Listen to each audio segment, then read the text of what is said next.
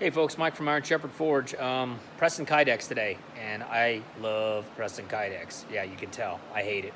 Anyway, I'm doing my first production run of knives. They're these little guys right here, and so I had to figure out a way to make sure that I could get a uniform sheath.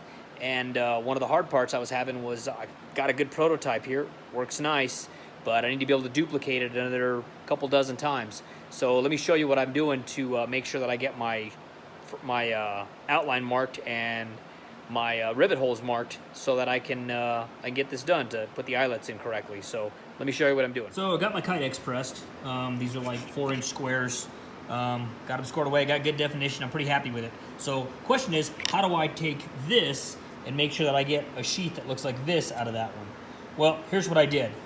These holes, these were water jet cut by Pete over at New Jersey Steel Baron. Thanks, Pete. So what I did here, they were cut 11/64 ID. So that's an 11/64 drill bit. I only had one, couldn't find the other one. And that is an 11/64, sorry if I can focus that, transfer punch. So it fits in there nicely. So what I'm doing is I take this and I drop it over the top right there. And then, sorry, I totally didn't show that. So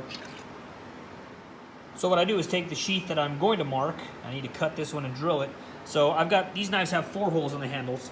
So one of them's covered up, so I went the top 3. So what I do is I drop it over the top of the transfer punch and then over the drill bit, and now they're indexed. Now I take my good prototype sheath that I really like, and I'm gonna do the same thing. I'm gonna thread it right over the top, right? And so now they're lined up, now they're locked together, right? Good enough.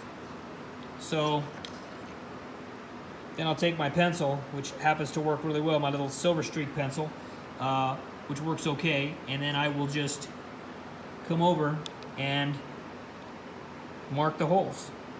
So what I'll do usually is I'll put some pressure downward so they're locked together, do a trace around it. They come out looking like this. Now I know where to drill my eyelet holes and finish off the holster, or excuse me, the sheath. Thanks a lot. Just a little tip from Iron Shepherd Forge.